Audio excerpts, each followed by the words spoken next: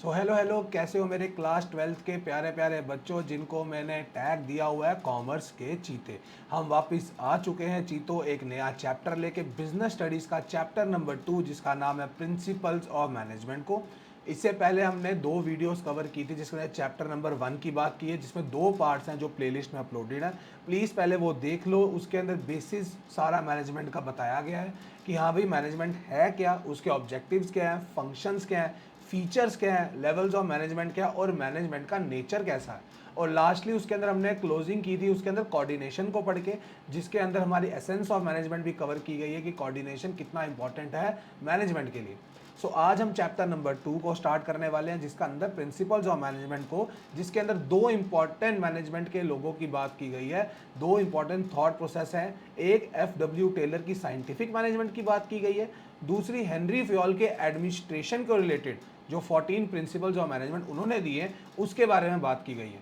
हमने इसके बारे में हमने ये पढ़ना है कि ये पहली बात है प्रिंसिपल्स आए कहाँ से हैं, इवॉल्व कैसे हुए, उसके बाद इनकी इंपॉर्टेंस क्या है, साइंटिफिक मैनेजमेंट के जो टेलर ने प्रिंसिपल्स दिए उनकी आज के ज़माने में क्या रेलिवेंस है, 14 प्रिंसिपल्स फ्योल के जो हैं उनकी आज के ज़माने में क्या रेलिवेंस है, और लास्टली हम दोनों ने इनको कंपेयर करना है इन दोनों को कि हाँ इन दोनों ने क्या बात की गई है इन दोनों के अंदर थॉट प्रोसेस में क्या डिफरेंशिएशन की गई है वो भी हम इसके अंदर कवर करेंगे। सो एक छोटा सा इंट्रो आप लोगों के लिए, उसके बाद हम वीडियो को स्टार्ट करेंगे।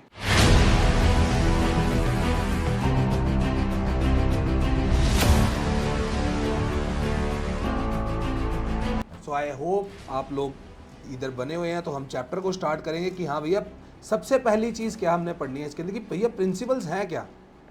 देखो मैनेजमेंट एक सब्जेक्ट है, मैनेजमेंट एक सब्जेक्ट है, जैसे मैंने आपको बताया था एक साइंस है, एक आर्ट है, एक प्रोफेशन है। अब मैनेजमेंट के जो प्रिंसिपल्स हैं इनके अंदर भी कुछ चीज़ें फॉलो की जाती हैं। साइंस की तरह हार्श प्रिंसिपल्स नहीं है कि जिनको फॉलो करना ज़रूरी है, क्योंकि थोड़ा सा डिफरेंस है साइंस के प्रिंसिपल्स में और मैनेजमेंट के प्रिंसिपल्स में। क्योंकि साइंस के प्रिंसिपल्स जो हैं हमारे वो एक कंट्रोल्ड इन्वायरमेंट में किए जाते हैं और उनका हमेशा एक सेम रिजल्ट मिलेगा हम लोगों को कि भैया अगर कागज़ को आग लगाएंगे तो कार्बन डाइऑक्साइड निकलेगा।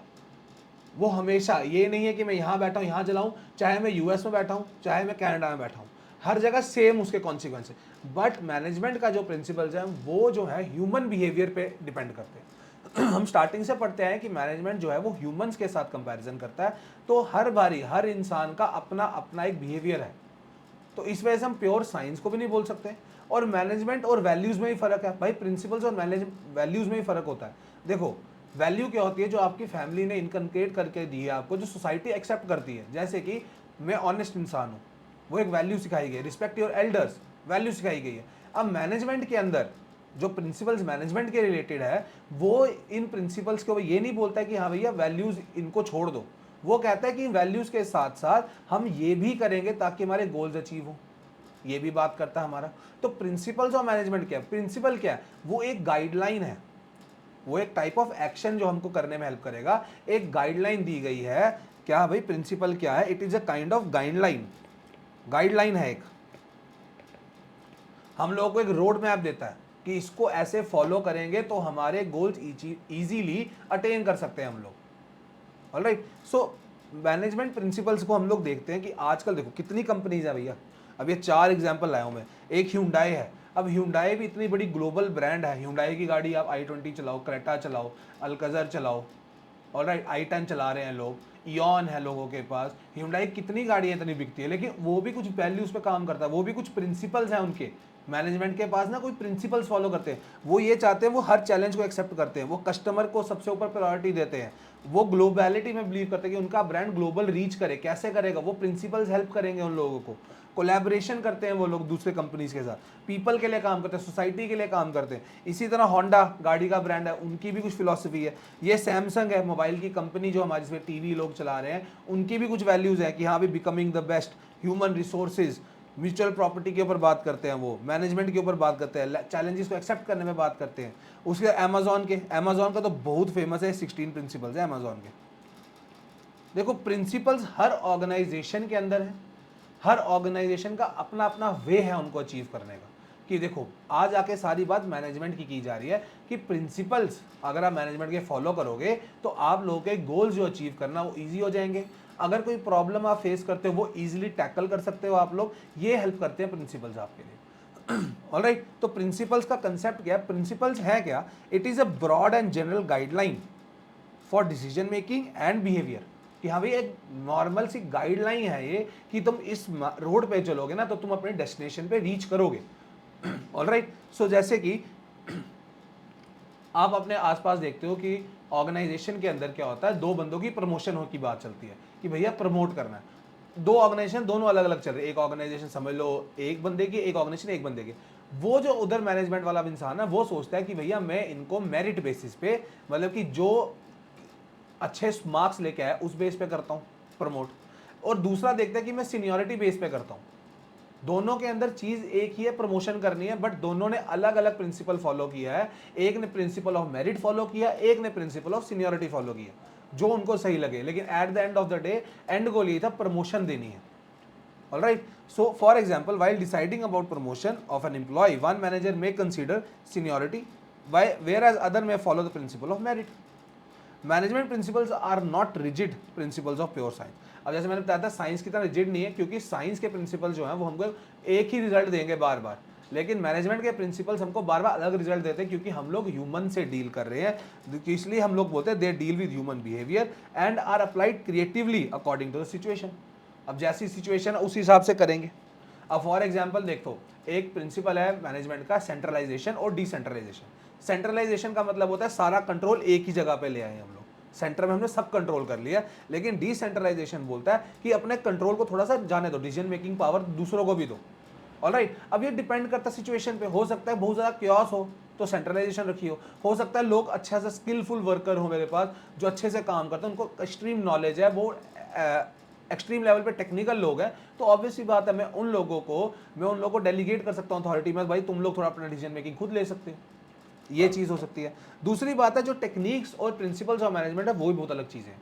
टेक्निक्स और प्रिंसिपल्स, अब देखो टेक्निक्स क्या है, वो प्रोसीजर्स और मेथड्स हैं, जिसके अंदर स्टेप बाय स्टेप प्रोसीजर है कि भैया जैसे कि मैं बताता हूँ आपको, हमने समझ लो घर पे हम लोगों ने आइसक्रीम बनानी है, दूध लाएंगे, दूध को डालेंगे, अंदर जेलेटिन डालेंगे, चोको चिप डालेंगे, फ्लेवर डालेंगे, वनीला एसेंस डालेंगे, फिर उसको मिक्स करेंगे, फिर उसको फ्रीजर में रखेंगे, फिर आइसक्रीम तैयार होगी। तो मतलब एक प्रोसीजर है, स्टेप बाय स्टेप मेथड लिया। टेक्निक वो चीज़ होती है कि हाँ भाई to accomplish desired goal. Alright, लेकिन प्रिंसिपल्स जो है वो गाइडलाइंस है ताकि हम डिसीजन ले सकें, और हम लोग ये टेक्निक्स को जब फॉलो कर रहे हैं उस समय इन प्रिंसिपल्स का काम आता है। ऑलराइट, कि भैया 1 चम्मच वनीला एसेंस डालना है, इतना सा जेलेटिन डालना है, ये प्रिंसिपल्स हैं कि अच्छी आइसक्रीम बनाने का ये तरीका है। आइसक्रीम तो हर कोई बना सकता है, लेकिन अच्छी आइसक्रीम कौन बनाता है उस पर है। दूसरी तरह का बात की गई है कि वैल्यूज में ही फर्क है और प्रिंसिपल्स में ही फर्क है, क्योंकि वैल्यूज जनरल रूल्स हैं बिहेवियर के जो सोसाइटी ने बनाए हैं प्रैक्टिस करके। सोसाइटी बोलती है कि सबको रिस्पेक्ट करो अपने ओल्ड एज की, respect your elders, respect your teachers, वो सोसाइटी ने बनाया, वो लॉ नहीं है कहीं पर, आपने वो फॉलो करते हो। ऑलराइट, लेकिन principles are formed after research in work situations. Principle जो बनाए गए हैं वो बार बार एक जगह पे काम कर करके बनाए गए हैं। हर अलग बात है, उनका रिजल्ट हर बार अलग आ सकता है, लेकिन उस पर काफ़ी एक्सपीरियंस पे मैटर करता है। वो वैल्यू जो सोसाइटी अटेन कर लेती है वो वैल्यू रहेगी कि ऑनेस्ट है तो हर कोई ऑनेस्ट है, कोई ट्रुथफुल है तो हर कोई ट्रुथफुल है, कोई झूठा है तो हर कोई झूठा बन जाता है उसी तरह। लेकिन जो प्रिंसिपल्स बात करते हैं, principles are always talking about कि हाँ भैया, प्रिंसिपल्स ये बोलते हैं एक गाइडलाइन है ताकि हम लोगों को ये जो गाइडलाइन बनाई है, ये सारी गाइडलाइन एक प्रैक्टिस करके बनाई है, एक्सपीरियंस के बेस पे बनी है। ऑलराइट, अच्छा तो एवोल्यूशन क्या है, ये बॉक्स के अंदर आपको दिया गया। देखो, don't skip anything your NCERT, कुछ भी स्किप करोगे एनसीईआरटी के अंदर ना तो आपको ये दिक्कत फेस करनी पड़ेगी। अभी तो आप पेपर के अंदर तो कर लोगे, लेकिन फ्यूचर के अंदर आप इन चीज़ों को पढ़ने के लिए ना पागल हो जाओगे। इससे अच्छा है कि अभी इसको अच्छे से पढ़ लो, एक कंसेप्ट बना लो, आपको फायदा हो जाएगा। अब इसके अंदर ना स्टेजेस बताई गई कि देखो सबसे पहले बात की गई अर्ली पर्सपेक्टिव की, कहानी की तरह याद करो भैया।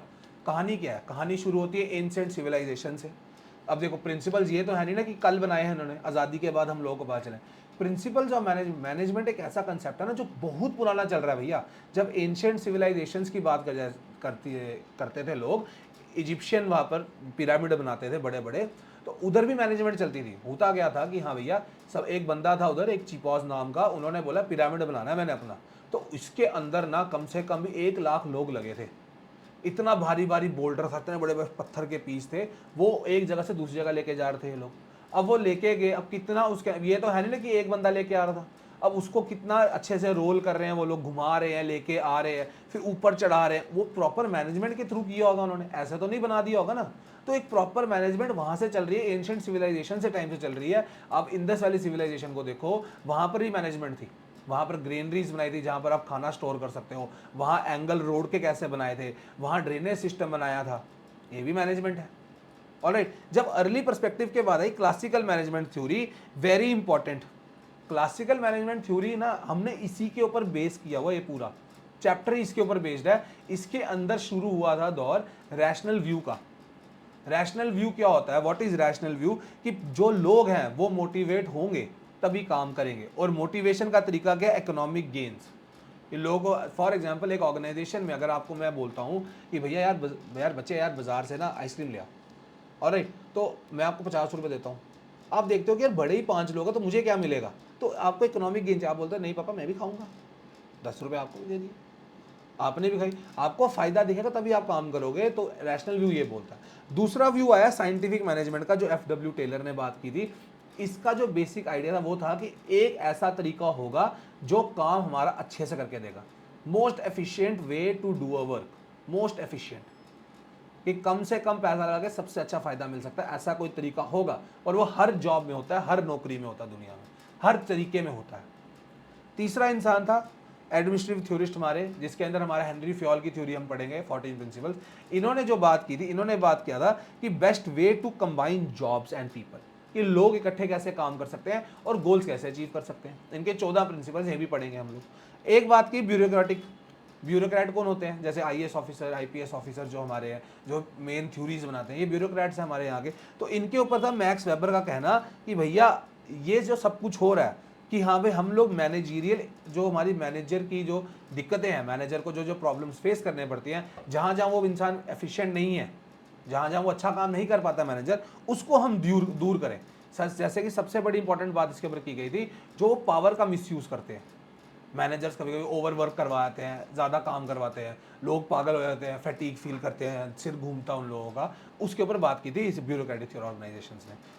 ऑलराइट, और ये एरा था इंडस्ट्रियल रेवोल्यूशन का। यहाँ पर सारे जो प्रिंसिपल्स हैं, डिवीजन ऑफ वर्क, लेबर, जो हम आगे पढ़ेंगे, स्पेशलाइजेशन, ये सब इनके ऊपर बात करते थे कि लार्ज स्केल प्रोडक्शन हमने कैसे करनी है इंडस्ट्रियल रेवोल्यूशन के अंदर। और ये तो तीन लोग हैं, Weber, Taylor and Fayol. I hope आपको दिख रहे होंगे ये। ऑलराइट, फिर आगे हमारी नियो क्लासिकल थ्योरी, जो ह्यूमन अप्रोच के ऊपर बात करते थे। अब देखो, in the start of industrial revolution ना सारी बातें ये चल रही थी कि कैसे हम प्रोडक्शन बढ़ाएं, लेकिन स्लोली एंड स्टडली लोग समझ गए कि भैया मेन फैक्टर हमारे ह्यूमंस है, ह्यूमन रिसोर्सेज हमारी मेन एसेट है। तो हम ह्यूमंस के लिए ऐसा काम करें, अपने एम्प्लॉयज़ को खुश करने के लिए ऐसा काम करें, उनके ऊपर सारा फोकस करो। अगर उन पे अच्छा फोकस करेंगे, अच्छी वर्किंग कंडीशन देंगे, अच्छी सैलरी देंगे, अच्छा उनको मोटिवेट करेंगे ना, तो ऑब्वियसली बात है वो हमारी ऑर्गेनाइजेशन को ही फायदा दे देंगे। ह्यूमन रिलेशन अप्रोच यही बात करती थी, attention to the human factor. वो कहते थे इंप्लॉय सिर्फ रूल्स रेगुलेशंस पे और उसको पैसे दे दिए ना, सैलरी, उस पर नहीं खुश होता, उसको अपने पर्सनल गोल्स भी होते हैं कुछ, वो भी चाहता है वो डेवलप हो, वो भी चाहता और सीखे, वो भी चाहता उसकी प्रमोशन हो, ये भी उसको फायदा देता है। ऑलराइट, सो इस समय हॉथरॉन स्टडीज़ की बात की गई है। हॉथरॉन स्टडी, एक हॉथरॉन इंसान थे हमारे, ठीक है, ये हॉथरॉन स्टडीज़ जो थी हमारी, ये एक इंसान थे हमारे मायो, उन्होंने 4 एक्सपेरिमेंट किए थे। ये आपको इस समय नहीं पढ़ने की ज़रूरत है, लेकिन इसके बारे में थोड़ा सा मैंने लिखा है कि ये थोड़े से ना टेस्ट किए थे, एक्सपेरिमेंट किए थे, ताकि ह्यूमन का क्या सा रिलेशन बनता है, ह्यूमन का दिमाग कैसे चलता है, उसके ऊपर काम किया गया। एक जगह समझ लो, एक उनका एक्सपेरिमेंट पता क्या था, मैं आपको बताता हूँ। एक 2 कमरों में, एक कमरा था इसमें कम से कम लाइट रखी थी, उसमें ना लाइट बिल्कुल ना के बराबर रखी थी। एक कमरा था उसमें पूरी अच्छे से लाइटें जली हुई थी। तो उन्होंने क्या किया, दोनों को बोला कि तुम काम करो। उन्होंने देखा जहाँ पर ज़्यादा लाइटें चल रही है ना, लोग अच्छे से काम कर पा रहे हैं और उन्होंने ज़्यादा काम करके दिया, ज़्यादा प्रोडक्शन करके दिया। मेरा जहाँ लाइट कम थी ना, वहाँ ज़्यादा काम नहीं हुआ। तो ऑब्वियसली बात है, वो कहते हैं कि कंडीशन अच्छी होंगी तो एम्प्लॉय अच्छे से काम करेंगे। ऑलराइट, फिर आया भैया behavioural science approach. Behavioural science approach के ऊपर ह्यूमन रिलेशंस पे और इफेक्ट दिया गया। इस समय अब्राहम मॉस्लो, हर्सबर्ग हमारे, डॉगलेस मैकग्रेगर, इन्होंने काफ़ी ज़्यादा थ्योरीज दी। इसके ऊपर सिंपल सी बात की थी कि भैया देखो, ये मैस्लो का है हमारे, ये मैस्लो जी ने दिया था, ठीक है। उन्होंने कहा था एक नॉर्मल फिजियोलॉजिकल नीड्स होती हैं ह्यूमन की, जैसे कि रोटी, कपड़ा, मकान। फिर सेफ्टी नीड्स आती हैं उसकी, जैसे जॉब की सिक्योरिटी है कि मेरी अपनी सेफ्टी है, मेरी फैमिली सिक्योर रहेगी नहीं रहेगी। बिलोंगिंगनेस कि हाँ भैया मेरे रिलेशन कैसे हैं, मेरे दोस्त, मेरे बडीज़, ठीक है, मेरे घर में फैमिली रिलेशंस वो सारे। फिर एस्टीम की बात करते हैं कि भैया मैं अपना प्राउड फील करूं, मैं भी चाहता हूं कि मेरी प्रमोशन हो, मेरी मतलब कि लोगों के सामने मेरी पहचान हो, वो चीज़। और लास्ट में सेल्फ एक्चुअलाइजेशन नीड्स की बात की गई थी। जब इंसान सब अचीव कर लेता तब इंसान फिर वो चाहता है जो उसने बचपन में चीज़ें छोड़ दी थी। कि फॉर एग्जाम्पल समझ लो आप अभी चाहते हो कि मैं क्रिकेटर बनूं, कोई कहता है मैं फुटबॉल बनना चाहता हूँ, मैं फुटबॉल खेलना चाहता हूँ, तो कल को आप फैमिली में ऐसा फंस जाते हो, उसके बाद आप नहीं बन पाते। तो जब बाद में आप सब कुछ अचीव कर लेते हो फिर आप बोलते हो अब मैं फुटबॉल खेलना शुरू कर दूंगा, अब मैं फुटबॉलर बनूंगा। वो चीज़ सेल्फ एक्चुअलाइजेशन की बात करता है। फिर लास्ट में आज सेकंड लास्ट आया हमारा management as a science. Management जो साइंस अप्रोच है, ऑपरेशनल रिसर्च की अप्रोच के अंदर बात की गई थी कि भैया कुछ टेक्निक्स हैं, कुछ मेथड्स हैं, हम चाहे मैनेजमेंट प्रिंसिपल्स को बनाने के लिए कोई टेक्निक्स अपनाई जाती है, साइंटिफिक मेथड्स हैं, मल्टी डिसिप्लिनरी अप्रोच है, कंप्यूटर की यूजेज है, ये सब की बात की गई थी। और लास्टली जो मॉडर्न अप्रोच आया, मॉडर्न अप्रोच में बात की गई है कि जो मॉडर्न ऑर्गेनाइजेशन है वो काफ़ी ज़्यादा कॉम्प्लेक्स सिस्टम बना दिए हैं लोगों ने। तो हम लोगों को उस जगह पे जैसे कि डिसीजन थ्योरी बनानी पड़ेगी, साइंस थ्योरी को अपनाना पड़ेगा, सिस्टम थ्योरी को अपनाना चाहिए, कंटिजेंसी थ्योरी को अपनाना चाहिए, ताकि हम ऑर्गेनाइजेशन और ह्यूमन प्रॉब्लम्स को सॉल्व करें। ये एवोल्यूशन है इसकी, कि कैसे ये स्टेप बाय स्टेप कैसे आए। ऑलराइट, बस आपको ये इंपॉर्टेंट इसके अंदर अकॉर्डिंग टू, देखो इस चैप्टर के अंदर आपको ये याद रखना है कि हम दो थ्योरी जो पढ़ेंगे, साइंटिफिक मैनेजमेंट और फ्योल वाली, एक टेलर साहब है, एक फ्योल वाली, इन दोनों की जो थ्योरीज है ना, they belong to classical management theory. ये इस समय के टाइम की है, क्लासिकल मैनेजमेंट एरा के टाइम की है। ऑलराइट, अब आए थे हम लोग नेचर ऑफ प्रिंसिपल्स क्या भैया। अब देखो नेचर का मतलब क्या होता है, क्वालिटीज किसी एक कैरेक्टरिस्टिक्स क्या है। नेचर तो वही होता है ना, मैं आपको बोलूँगा यार इस इंसान का नेचर क्या है, बोलोगे यार ये ऑनेस्ट है, अच्छा है, क्रिकेट में अच्छा खेलता है, फुटबॉल अच्छा खेलता है, स्पोर्ट्स में तो बहुत अच्छा है, ये पढ़ाई में थोड़ा, ये क्वालिटीज़ बता रहे हो आप किसी की, तो वो क्वालिटीज़ है। नेचर भी क्वालिटीज़ होती है। जो प्रिंसिपल्स है वो जनरल प्रोपोजिशंस है जो एप्लीकेबल है सर्टन कंडीशंस के ऊपर। ये थोड़ी कि हर बार आप सेम प्रिंसिपल फॉलो कर लोगे, डिपेंड करता है सिचुएशन से। जैसे कि आप बैट बॉल क्रिकेट खेल रहे हो, ऑलराइट, आप देखते हो आपकी टीम जो है वो 40 पे 6 हो गए हैं। अब आप अंदर जाओगे, क्या आप जाते ही पहली बॉल छक्का मारोगे, यार आप रुक रुक के खेलोगे, आप चाहोगे अपनी टीम को अच्छे स्कोर में पहुंचाना, ऑब्वियस सी बात है। आप तो चाहोगे ना रुक रुक के अच्छी टीम अच्छे स्कोर में पहुंच जाए। एक ये अप्रोच अपना सकते हो। यहाँ आप देखते हो कि आपकी टीम को 6 बॉल में 25 रन चाहिए, इस जगह के आप पहली बॉल आप कैसे से रोक रोक के खेलो, आप तो चाहोगे ना पहली बॉल से शॉट मारूं मैं, आप तो यही चाहोगे ना। तो प्रिंसिपल्स अलग अलग तरीके, हर सिचुएशन पे अलग अलग फॉलो कर रहे हैं हम लोग, तो मैनेजमेंट भी वैसे ही करता है। Alright, so these are developed on the basis of observation, experiment, personal experiences of the managers। अब जो प्रिंसिपल्स है ना, ये ऐसे नहीं बन के हवा में नहीं चला के हवा में नहीं बने हैं, इनके ऊपर प्रॉपर ऑब्जर्वेशन की गई है, लोगों ने इसको ध्यान से देखा है, पढ़ा है, समझा है, पर्सनली एक्सपीरियंस किया, फिर जाके इनको हमने प्रिंसिपल्स का नाम दिया है।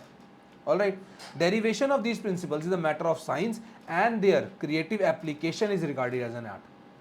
तो प्रिंसिपल्स जो हैं वो जो बनाने का तरीका साइंस का है, लेकिन उसको अप्लाई करने का तरीका आर्ट का है, ये याद रखना मेरी बात। फंक्शंस ऑफ मैनेजमेंट, जैसे कि ये POSDC, अब बच्चे बोलेंगे सर ये क्या है, POSDC क्या है भैया, प्लानिंग, ऑर्गेनाइजिंग, स्टाफिंग, डायरेक्टिंग और कंट्रोलिंग,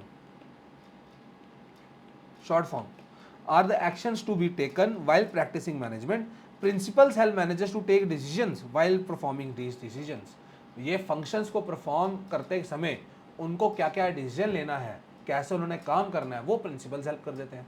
अब ये जो प्रिंसिपल्स हैं क्या क्या है हमारे, ये जो इसका नेचर है वो क्या बोलता है, सबसे पहले बोलता है कि जो प्रिंसिपल्स है वो यूनिवर्सली एप्लीकेबल है। जो प्रिंसिपल्स ऑफ मैनेजमेंट है ना, देखो चाहे वो छोटा बिजनेस चाहे बड़ा बिजनेस है, चाहे वो मैं बोलता हूँ आपको प्राइवेट है चाहे वो पब्लिक है, चाहे वो इंडिया का है चाहे वो बाहर का है, चाहे वो एक प्रॉफिट मेकिंग फर्म है चाहे वो नॉन बिजनेस है, NGO टाइप है, जो प्रिंसिपल्स ऑफ मैनेजमेंट हैं वो हर जगह अप्लाई हो सकते हैं। बट डिपेंड क्या करता है उसका एक्सटेंट, कि किधर तक अप्लाई कर सकते हो आप, मतलब कितने हद तक आप उसको अप्लाई कर सकते हो, लेकिन अप्लाई आप हर जगह कर सकते हो, चाहे किसी मर्जी लेवल पे कर सकते हो। ये याद रखना कि for example for greater productivity work should be divided into small task. Obviously देखो मेरी बात, मैं आपको बोलता हूँ 3 दोस्त आप घूमने जा रहे हो, ठीक है, एक दोस्त बोलता भाई मैं गाड़ी चलाऊंगा, एक दोस्त बोलता भाई मैं होटल्स बुक कर लूंगा, एक दोस्त बोलता भैया कि मैं खाना पीना देख लूंगा। फिर ऐसे आप काम डिवाइड कर रहे हो ना, तो आपको पता चल जाएगा कि हाँ यार एक एक काम करना ईजी हो जाएगा और आराम से आप लोग कर सकते हो। तो डिफरेंट कामों को डिफरेंट जगहों में डिवाइड कर दिया। और इसी को हम ऑर्गेनाइजेशंस में भी देखते हैं। जैसे कि फॉर एग्जांपल मैं पढ़ा सकता हूँ तो मैं पढ़ा रहा हूँ, उसके बाद ये जो बना के आपको लेक्चर जब मिलता है, इससे पहले एडिटिंग होती है, एडिटर एडिटिंग करेगा, एडिटर भी वो स्पेशलाइजेशन आ जाती है ना, उसके बाद वो सीखता है, बार बार एक ही चीज़ करता है, स्पेशलाइज हो जाता है, टाइम वेस्ट नहीं होता, तो उधर जाएगा। फिर उसके बाद एक बंदा हमारा यूट्यूब पे अपलोड करेगा, ठीक है, फिर एक बंदा हैशटैग लिखेगा, सब कुछ लिखेगा, फिर आप तक वीडियो पहुंचेगी। तो ये प्रोसेस देखो कैसे, तो स्पेशलाइज्ड पीपल चाहिए इसके लिए काम करने के लिए, तो लोग उनको बार बार काम देते रहते हैं। तो ऑलराइट, तो ये हर जगह में ये सब मैनेजमेंट ही तो है, ये प्रॉपर प्रिंसिपल्स तो है मैनेजमेंट का। इसको क्या बोलते हैं हम लोग, डिवीजन ऑफ वर्क। ये वही प्रिंसिपल है कि काम डिवाइड करना। वैसे ही ऑर्गेनाइजेशंस में आप देखो, प्लानिंग डिपार्टमेंट अलग होता है, ऑर्गेनाइजिंग डिपार्टमेंट अलग होता है, स्टाफिंग डिपार्टमेंट अलग होते हैं, एचआर डिपार्टमेंट अलग है, रिसर्च एंड डेवलपमेंट डिपार्टमेंट अलग है, सेल्स डिपार्टमेंट अलग है, तो ये सब अलग चलता है। ऑलराइट, फिर उसके बाद ये जनरल गाइडलाइंस है कि ये प्रिंसिपल्स हैं हमारे ना, ये सिर्फ एक्शन करना बताते हैं, बट ये सोल्यूशन नहीं देते। सोल्यूशन तब मिलेगा जब आप उसको करोगे। अब ज़रूरी थोड़ी कि सोल्यूशन हमको सेम मिले, हो सकता है कि हमने जो काम डिवीजन ऑफ वर्क हमने अपनाया है, एक और ऑर्गेनाइजेशन ने सेम अपनाया है, लेकिन वहाँ वो इतना सक्सेसफुल नहीं हुआ जितना हमारे इधर हो गया। राइट, सो डिपेंड ये करता हो सकता है कि एक टीम में आप बैटिंग करते हो, ठीक है ना, समझ लो फुटबॉल मैच खेल रहे हो, फुटबॉल के अंदर पोजीशंस होती हैं, ठीक है, चाहे आप, मैं बोलता हूँ आपको, क्रिकेट देख रहे हो, बंदा आता है ना, पहले एक आउट होता, दो, एक टीम में आप ओपनिंग करने जाते हो, सबसे पहली बॉल आप खेलते हो, क्या हो सकता है दूसरी टीम वाले आपको पहली ओपनिंग ना दे, आपको 5th 6th 7th नंबर पे भेजे, जरूरी थोड़ी है भैया। तो सोल्यूशन तो तभी पता चलेगा जब आप करोगे, आप परफॉर्म करने के, हो सकता है कि भैया अच्छा नहीं खेला गया, ये भी चीज होती है कि रेडीमेड सोल्यूशन नहीं दे रहा। This is so because real business situation are very complex and dynamic, क्योंकि असलियत में असली जो सिचुएशंस है ऑर्गेनाइजेशंस में वो बहुत अलग है, और जो प्रिंसिपल्स है ना वो हर सिचुएशन को अडेप्ट नहीं कर पाते हैं, आपको वो अपनी क्रिएटिविटी से उसकी यूजेज के ऊपर उसको अडेप्ट करवाना पड़ता है, क्योंकि ह्यूमन से डील कर रहे हो भैया, साइंस नहीं है, प्योर साइंस नहीं है। प्रिंसिपल्स बेशक बने साइंस के थ्रू हैं, लेकिन उसकी क्रिएटिविटी जो उसका एप्लीकेबिलिटी है वो आपकी क्रिएटिविटी पे डिपेंड करता है, वो आर्ट है एक। ऑलराइट, जैसे कि in a dealing with the conflict between two departments, a manager emphasise on overall goals of the organisation.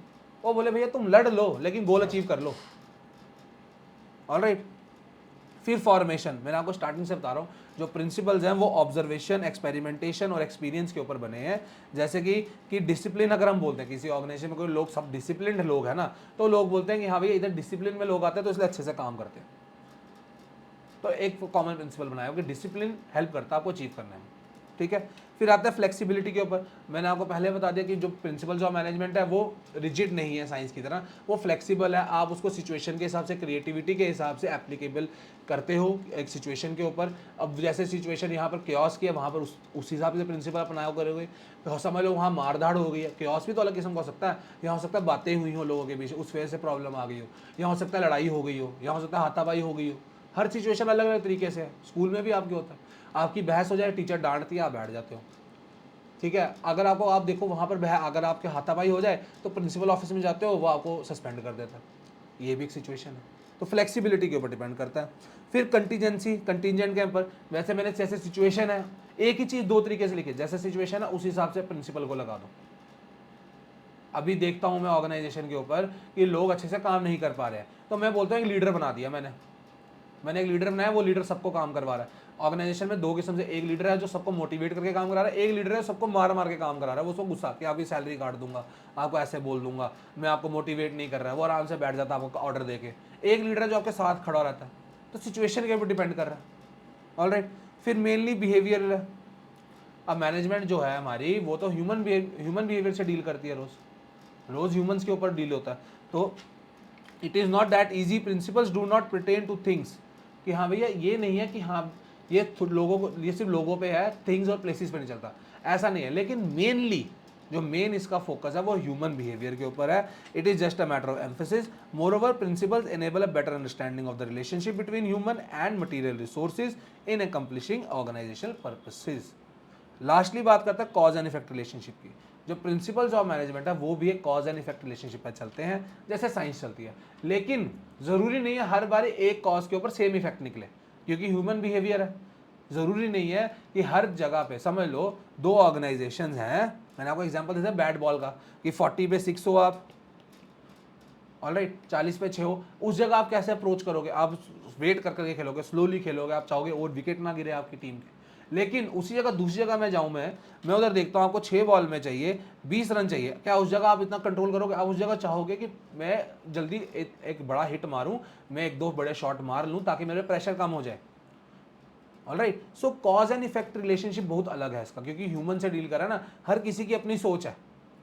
आप अगर रुक के खेलना चाहते हो सकता है अगला बैट्समैन हो ना, वो नहीं रुक के खेलना चाहता, वो मार के खेलना चाहता है। और तो प्रिंसिपल्स ऑफ मैनेजमेंट जो है उनका कॉज एंड इफेक्ट रिलेशनशिप अलग अलग रहता है। ऑलराइट, फिर हम आते हैं सिग्निफिकेंस क्या भैया, क्या क्या बेनिफिट्स हैं प्रिंसिपल्स ऑफ मैनेजमेंट के ऑर्गेनाइजेशन के लिए। ठीक है, सिग्निफिकेंस क्या है? सबसे पहला फायदा है प्रिंसिपल्स का कि मैनेजर्स को ये इनसाइट्स देता है रियलिटी के ऊपर। जो मैनेजर इस प्रिंसिपल्स को फॉलो करेगा, ठीक है, वो उसकी पहले नॉलेज बढ़ाएगा, उसका स्किल बढ़ाएगा, उसकी क्रिएटिविटी बढ़ा देगा, उसके साथ साथ सिचुएशन को अंडरस्टैंडिंग बढ़ा देगा। मैनेजर देखो फॉर एग्जांपल बार बार एक ही चीज आप करोगे ना, तो आप उस चीज को और बेटर और बेटर और बेटर बेटर बेटर करते करते आप एक्सपर्ट बन सकते हो उस चीज में। रोज आप चेस खेलोगे ना, एक टाइम आता है आप चेस के एक्सपर्ट बन जाते हो। और रोज जैसे धोनी फिल्म देखी है, धोनी रोज हेलीकॉप्टर शॉट की प्रैक्टिस करता था, तो धोनी हेलीकॉप्टर शॉट परफेक्ट हो गई, उसको पता चल गया सिचुएशन में कैसे हैंडल करते हैं।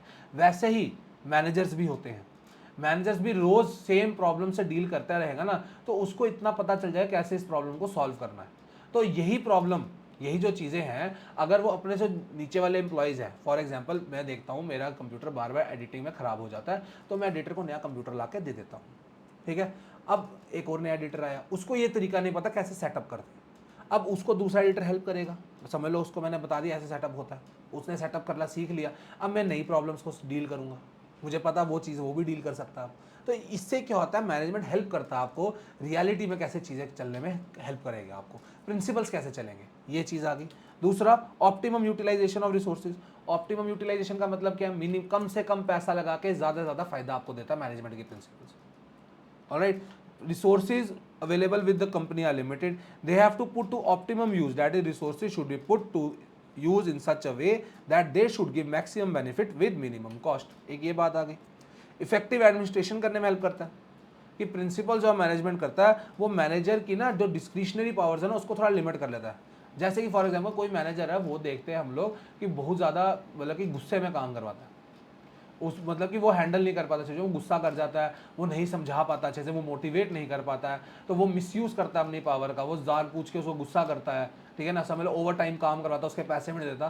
तो प्रिंसिपल्स ऑफ मैनेजमेंट इस जगह पे हेल्प कर देते हैं, वो बोलते हैं भैया रुको, अथॉरिटी है तुमको, लेकिन इतनी भी नहीं है कि तुम किसी को अपनी पावर का मिसयूज़ करके किसी का फ़ायदा उठा लो।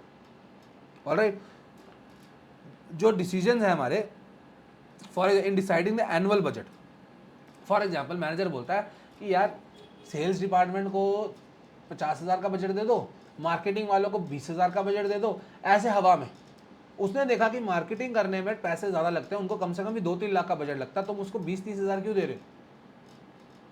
तो इस चीज़ के ऊपर मैनेज उसको कंट्रोल, प्रिंसिपल चीज़ में हेल्प करते हैं कि भैया पर्सनल बायसनेस के ऊपर कि मेरी फेवरेटिज्म नहीं चलेगा, सबको इक्वल अपॉर्चुनिटी मिलेगी, तुम सबके पास ये काम है।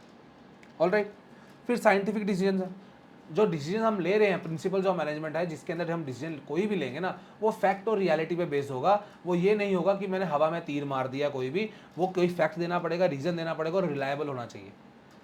ऐसे नहीं कि हाँ भैया मैंने बोल दिया कि इस बार हम 1-2 करोड़, हमारी ऑर्गेनाइजेशन है कि हाँ भैया वो हम देखते हैं उसकी सेल्स जो है 20-30 लाख रुपए के आसपास आती है, मेरा टारगेट में अगर मैं ऐसा टारगेट रखूँ मेरी 5 करोड़ की सेल्स होनी चाहिए, वो पॉसिबल ही नहीं है भैया। हम देख रहे हैं कि जिस तरह से मार्केट के हालात है, इस समय 20-30 लाख रुपया सेल 40 लाख हो सकती है हमारी सर, ज़्यादा हम 2-5-10 करोड़ पे नहीं पहुंच सकते हैं। तो इसलिए हम बोलते हैं रियलिस्टिक होना चाहिए डिसीजन हमारा। Alright, meeting changing environment requirements. अब हमें पता ही है ऑर्गेनाइजेशन जो काम कर रही है वो एक डायनेमिक एनवायरनमेंट में काम कर रही है। डायनेमिक एनवायरनमेंट में जब वो काम कर रही है तो ऑब्वियसली बात है जो प्रिंसिपल्स हैं वो फ्लेक्सिबल है, हम उसको अपने सिचुएशंस के हिसाब से कर सकते हैं काम। यही बात लिखी है, principles are general guidelines but they are modified to help managers to meet changing requirements of the environment. The management principles are flexible to adapt to the dynamic business environment. All right, फिर बात करते हैं हम लोग fulfilling social responsibility। आजकल के time पे सबको पता है ग्लोबल वार्मिंग है, सारी सोसाइटी को पता है। हम देखते हैं कोई बिजनेस के अंदर सारा पोल्यूशन हो रहा है, हम उसके ऊपर बोल देते हैं, हम लिख देते हैं इंस्टाग्राम पे, हैशटैग चलाते हैं, ट्विटर पे लिख देते हैं, फेसबुक पे उसको वायरल कर देते हैं, ये चीज़ें आजकल चल रही है। तो कंपनीज भी, प्रिंसिपल्स ऑफ मैनेजमेंट भी ना इस चीज़ को सपोर्ट करना बैठ गया। प्रिंसिपल्स ऑफ मैनेजमेंट भी इसको सिखाते हैं, स्टार्टिंग से उस तरह से इनकनकेट कराते हैं कि भैया आप जहाँ काम कर रहे हो ना वो जगह सोसाइटी की है, अगर आप भी जो कर रहे हो आपको सोसाइटी को भी फायदा देना पड़ेगा। कैसे देंगे? क्वालिटी ऑफ प्रोडक्ट्स देंगे उनको, अच्छी इंप्लॉयमेंट अपॉर्चुनिटीज़ देंगे उन लोगों को, अच्छी जगह फैक्ट्री लगाएंगे बैकवर्ड एरियाज़ में जहाँ से पोल्यूशन कम से कम करने की कोशिश करेंगे, नई टेक्निक्स अपनाएंगे। अब जैसे कि फॉर एग्जाम्पल मैं बात करता हूँ इक्विटी की, पहले के टाइम में हम यही बोलते थे कि इक्विटी है, मर्द और औरत बराबर हो गए हैं ऑर्गेनाइजेशन के अंदर बैठे हैं, ठीक है ना, कि उनको बराबर सैलरी दे दो। लेकिन आजकल के टाइम में यही बात कि हर कस्टमर को इक्वली ट्रीट करो, पहला हर जो आपके आउटसाइड एनवायरनमेंट है उसको भी इक्वली ट्रीट करो। ये नहीं है कि भैया एक बंदा समझ लो 5 स्टार रेस्टोरेंट में गया, ठीक है ना, उसने अच्छे कपड़े नहीं डाले, एक बंदा पैंट कोट डाल के गया, पैंट कोट डालने वाले बंदे को इज्जत से बात करें, जो फटे कपड़े डाल के आया ना उसको बोले नहीं यार तू चल बाहर। तो ये हम लोगों को प्रिंसिपल ऑफ मैनेजमेंट बोलता है कि सबको इक्वली ट्रीट करना चाहिए, ये एक एग्जाम्पल है। फिर बात आती है मैनेजमेंट की ट्रेनिंग, एजुकेशन और रिसर्च। हम देखते हैं प्रिंसिपल्स ऑफ मैनेजमेंट, आज देखो अभी आप 12th में हो, आपको प्रिंसिपल्स ऑफ मैनेजमेंट पढ़ा रहा हूँ मैं, कल को BBA BCom करोगे वहाँ पर भी पढ़ोगे, कल को MBA में जाओगे तब भी पहले चैप्टर में ये पढ़ोगे। प्रिंसिपल्स ऑफ मैनेजमेंट आप पूरी लाइफ पढ़ते रहोगे भैया, मैनेजमेंट के प्रिंसिपल। और यही प्रिंसिपल्स आप लोग फिर कल को किसी ऑर्गेनाइजेशन में जाते हो, कल को समझ लो आप किसी ऑर्गेनाइजेशन में लगे हो, मैं बोलता हूँ कल को आप अपना बिजनेस खोलते हो, रेस्टोरेंट खोलते हो, कोई बंदा बोलता है कि भैया मैं कोई MNC में काम कर रहा हूँ, कोई अपना बिजनेस खोल के बैठा हुआ है, तो उस जगह ये प्रिंसिपल सारे काम आएंगे। अभी आपको मैंने बता दिया इक्वली ट्रीट करना है, कल को आप समझ लो आपके पास एम्प्लॉयज़ है, आप उधर इक्वली ट्रीट करोगे।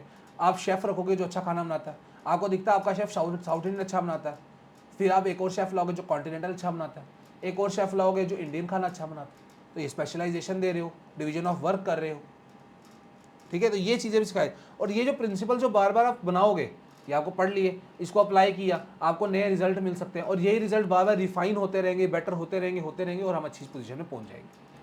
सो अब हम पढ़ेंगे टेलर की साइंटिफिक मैनेजमेंट के बारे में, जिसके अंदर हमारे FW टेलर हैं, उनके प्रिंसिपल्स के बारे में पढ़ना हम लोगों को, और उनकी टेक्निक्स पढ़नी है।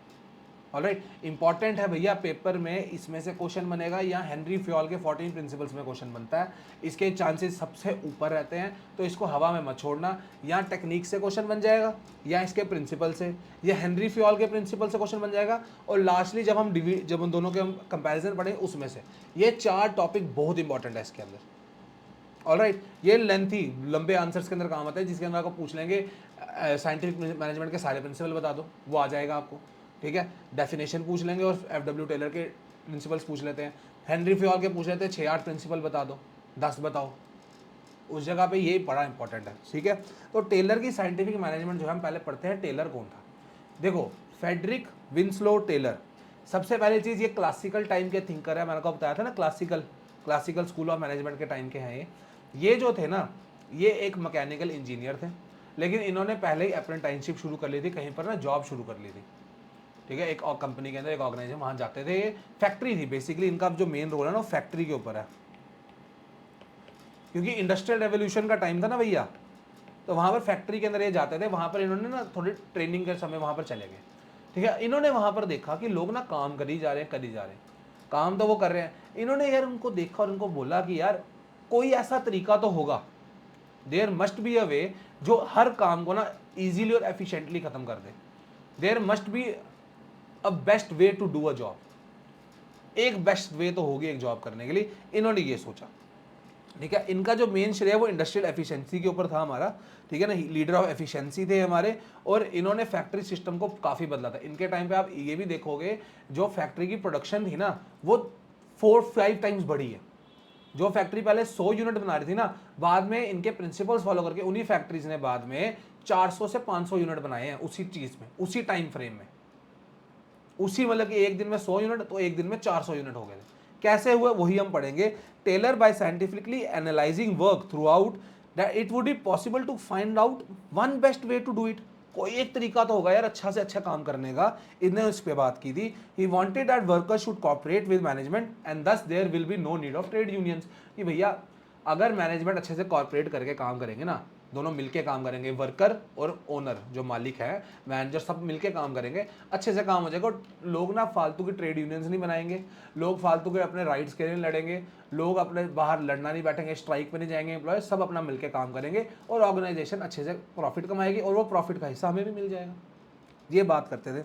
The best results would come from the partnership between a trained and qualified management and a cooperative and innovative workforce. Management और वर्कफोर्स के भी अच्छा रिलेशन होना चाहिए। He coined the term scientific management in his article principles of scientific management published in 1911। Very important. और इनको father of scientific management ही बोलते हैं भैया, याद रखना। He is known as the father of scientific management. अब इनके प्रिंसिपल्स हैं हमारे, इन्होंने 4 प्रिंसिपल्स दिए थे। एक था science not rule of thumb, एक था harmony not discord, cooperation not individualism और development of every person to his और हर इंटरेस्ट या एफिशिएंसी प्रॉस्पेरिटी, मतलब कि बेस्ट वे में ऊपर तक पहुंचेंगे ये लोग। पहले चारों प्रिंसिपल्स हम पढ़ते हैं, ठीक है। अब प्रिंसिपल्स ऑफ साइंटिफिक मैनेजमेंट शुरू कहाँ से हुए भैया? 4 प्रिंसिपल्स हैं इनके। अभी प्रिंसिपल्स की कहानी कहाँ से शुरू हुई? इन्होंने बोला कि यार ऑर्गेनाइजेशंस के अंदर ना इंडस्ट्रियल रेवोल्यूशन चल रहा था उस समय। इन्होंने बोला यार लोग काम तो कर रहे हैं, पीपल आर वर्किंग, सब कुछ हो रहा है, अगर कोई प्रॉब्लम होती है ना तो जो मैनेजर है, जो फैक्ट्री का ओनर है या मैनेजर है, फैक्ट्री ओनर या मैनेजर सेम बंदे का नाम ले रहे हैं लोग कि भैया वो है ना, वो लोग ना कोई ऐसा तरीका नहीं ढूंढते हैं, वो देखते हैं कि यार चलो चलो ऐसे ऐसे कर लो। उन्होंने देखा कि यार तेल ना इधर, इन्होंने समझ लो ऑयल का इन्होंने गैलन रखते हैं यहाँ पर ये लोग, ठीक है, और वो गैलन में ना लोगों की बाजू बचती है, उसके वजह से ऑयल गिरता रहता है। तो इन्होंने ना कोई ये नहीं, इन्होंने देखा यार कोई बात नहीं, उसको वापस रख दिया वहाँ पर, सफाई की वापस चले गए। इन्होंने देखा वापस वहाँ रख दिया, वापस सफाई की वापस चले गए। उसने देखा कि ना लोग ना रूल ऑफ थंब लगाते हैं, मतलब कि ये ठेंगा दिखा के ना लोग बोलते हैं कि यार ऐसे ही बिना कोई लॉजिक के लोग काम करके खत्म कर देते हैं। इसने बोला यार कोई साइंटिफिक वे भी तो होगी काम करने की, बार बार लोग कर लेते हैं, बेशक प्रॉब्लम बेशक अभी सॉल्व हो गई, इन्होंने साफ कर दिया, ये कर दिया, इसके लिए कोई साइंटिफिक वे भी होगा। लेकिन कभी कभी क्या होता है कि ना बंदा प्रॉब्लम सॉल्व कर, लेकिन एक ट्रायल एंड एंड अप्रोच में बंदा फंस जाता है, ट्रायल एंड एरर अप्रोच में। मतलब कि बंदा आइडिया दिया, बंदे ने आइडिया को चलाया, उसने रिजल्ट में उसको ना वो रिजल्ट नहीं मिला उसका। समझ लो मैंने आपको बोला कि आपने एक दिन के अंदर चैप्टर पूरा पढ़ना है, आप बैठे पढ़ने, ठीक है, और आपको थोड़ी डिस्टर्बेंस हुई, आपके दोस्तों ने बुला लिया, फ़ोन आ गया, पबजी खेल लिया आप लोगों ने, ठीक है ना, मूवी देखना शुरू हो गए, चैप्टर नहीं खत्म हुआ, ठीक है ना। फिर मैं आपको बोलता हूँ अगले दिन आप फिर वो करते हो, फिर आपको थोड़ी डिस्टर्बेंस हुई, लेकिन आज आपने चैप्टर खत्म कर दिया, लेकिन आपको कुछ याद नहीं है। फिर अगले दिन आपको मैंने बोला पढ़ो, आपने फिर पढ़ लिया, लेकिन याद कुछ नहीं है। उस इन्होंने बोला ट्रायल एंड एरर अप्रोच हमेशा रहता है, उससे अच्छा कोई ऐसा वे ढूंढो जिसके अंदर काम अच्छे से हो जाए। रूल ऑफ थंब को हटाओ और हम लोग साइंटिफिक मैनेजमेंट पे आए। साइंटिफिक मैनेजमेंट मतलब कि एक प्रॉपर प्रॉब्लम को डिफाइन करें, उसको अच्छे से सॉल्व करें। मतलब कि जैसे ये तेल की हम इधर रख देते हैं, इसके एक प्रॉपर ऐसे बना लो, बैरक बना लो, उधर हमने तेल रख दिया, वापस हमने यूज़ कर लिया, ठीक है ना। प्रॉपर अरेंज करके रखो सामान को कि बार बार लगेगा तो गिरेगा तो नहीं ना, बार बार वेस्टफुल रिसोर्सेज नहीं होंगी। वो बंदा क्लीनर वापस आ रहा है, उसको वापस साफ करके दे रहा। इन्होंने इसके ऊपर बात की कि हाँ भैया देखो क्या बोला इन्होंने, in earlier days of industrial revolution factory owners या manager relied on personal judgement to solve the problem. उसको इन्होंने बोला rule of thumb, which enabled them to handle the situation but suffered from the limitation of trial and error approach. Trial and error approach ये देखो, एक बंदा था, उसने idea दिया, उसको ट्रायल पे लगा दिया, एक्शन हुआ, इवेल्युएट किया, ओ देखा वो जो सोल्यूशन हमें चाहिए था वो सोल्यूशन नहीं मिला, उन्होंने वापस को पीछे किया, देखा एरर है, वापस ने आइडिया लिया, वापस को अपनाया, वापस। इन्होंने बोला यार ये बार बार करना पड़ता है इंसान को, उससे अच्छा है कि एक प्रॉपर अप्रोच लाओ, जिसके अंदर हम लोग प्रॉपर अप्रोच लाओ जो साइंस के ऊपर बेस हो, साइंस पे बेस होनी चाहिए अप्रोच। मतलब कि डिफाइन करो प्रॉब्लम, ऑल्टरनेटिव बनाओ, उसके कॉन्सिक्वेंसेस एंटिसिपेट कर लो कि यार ये हो सकता है, प्रोग्रेस मेजर करो और कंक्लूजन तब निकालो। इसके बेस के ऊपर टेलर को बोला गया father of scientific management. He broke up human activity into smaller parts which could be done effectively in less time with increased productivity. Scientific management means knowing exactly what you want man to do, कि लोग क्या करें in the best and cheapest way, मतलब कि इन efficient way में लोग क्या करें। उसने तो अपन ये भी बोला था कि यार छोटे से छोटा काम को भी ना आप साइंटिफिक वे से करोगे ना तो वो इजी होगा करने के लिए। पहला प्रिंसिपल इसी के ऊपर बात करता है, science not thumb of rule के ऊपर, रूल ऑफ थंब के ऊपर, कि टेलर ने बोला एक बेस्ट मेथड होगा काम करने का जो एफिशिएंसी हमको अचीव करने में हेल्प करेगा। हम लोग हमेशा थंब जो रूल ऑफ थंब लगाते हैं साइंटिफिक अप्रोच से करो, उसको फाइंड करो, बार बार एक्सपेरिमेंट करो, उसके लिए पढ़ाई करो, स्टडी करो, ये सब कुछ आप कर लोगे ना, जो मेथड आप निकालोगे, जो मेथड आप डेवलप करोगे, पूरी ऑर्गेनाइजेशन को बताओ, उसकी वजह से आपकी ऑर्गेनाइजेशन 4 कदम आगे पहुंचेगी। Alright, Taylor believed that there was only one best method to maximize efficiency, which can be developed through study and analysis. The method developed should substitute rule of thumb throughout the organization. Scientific method involved investigation of traditional methods, कि हम work study करें, उनको unify करें और एक standard method को develop करें। जब वो डेवलप कर लोगे, वो सबको बता दो। एक छोटी छोटी एक्टिविटी भी, चाहे loading pigs of iron into box cars, मतलब कि जैसे लोहे का सामान पड़ा उसको हमने गाड़ियों में डालना ना, उसको भी हम लोग इसको अच्छे से काट सकते हैं, उसको भी अच्छे से काम कर सकते हो भैया आप लोग, उसको भी साइंटिफिक वे से कर सकते हो। और ये तब तक आप करो जब तक आपको बेस्ट मेथड ना मिल जाए। This can result in saving human energy as well as wastage of time and materials. The more sophisticated the processes, greater would be the savings. इन्होंने बोला कि साइंटिफिक मेथड को अपना लो, उसको अच्छे से लगा लो, उसकी वजह से लोग का फायदा होगा, लोगों को ज़्यादा वेस्टफुल एक्टिविटीज़ नहीं करनी पड़ेगी, और जितना अच्छा मेथड होगा ना उतने ज़्यादा आपको पैसे बचेंगे, ये बोला। दूसरा इन्होंने बोला हार्मनी नॉट डिस्कॉर्ड। ये फोटो देखो ध्यान से, पियानो देखते हो ना, पियानो के अंदर क्या होता है, कोई एक पियानो वाला बनाएगा ना, वो कितना अच्छे से बजाता है, मज़ा आता है सुनने का। बच्चा क्या करता है, ढम ढम ढम ढम ढम, तो आप वो तो एक टाइम इरिटेट हो जाते हो। पहले ना 1-2 मिनट आप बोलोगे हाँ बच्चा, हाँ हाँ क्यों मेरा क्यूट बच्चा, बाद में एक टाइम होगा आपको सिर दर्द होना शुरू होगा, बोलोगे यार बंद करवा दो इसको यार, गुस्सा चढ़ता है इंसान को। तो ये कहते हैं कि हार्मनी से काम होगा ना तो इंसान अच्छे से कर जाएगा। हार्मनी का मतलब क्या है भैया, मिल बांट के अच्छे से रहो, खुश खुश रहो, ठीक है। इन्होंने बोला फैक्ट्री सिस्टम जो प्रोडक्शन है हमारा, इम्प्लाइड है manager served as a link between owners and workers. मतलब ये ओनर है, ये वर्कर है, बीच में मैनेजर आता है, ये इन दोनों के बीच में एक लिंक है, ठीक है, ये दोनों के बीच में लिंक है। मैनेजर्स का काम होता था कि इनसे वर्क करवाओ, ओनर बोलता था भाई इतनी प्रोडक्शन चाहिए, मैनेजर इनको बोलता था भाई इतनी चाहिए, ये काम करवाता रहता था। जो वर्कर थे वो बोलते थे भैया तुम हमें काम कराते रहते 24 घंटे। तो एक ना कॉन्फ्लिक्ट हमेशा रहा दोनों के बीच में, लेकिन दोनों के बीच में थोड़ा ना मुठाव रहा है, गुस्सा रहा है कि यार तू जब देखो मेरे से काम करवाते रहते हो, पागल थोड़ी हूँ, ठीक है। तो उस पर इसे गुस्सा कर देता वो।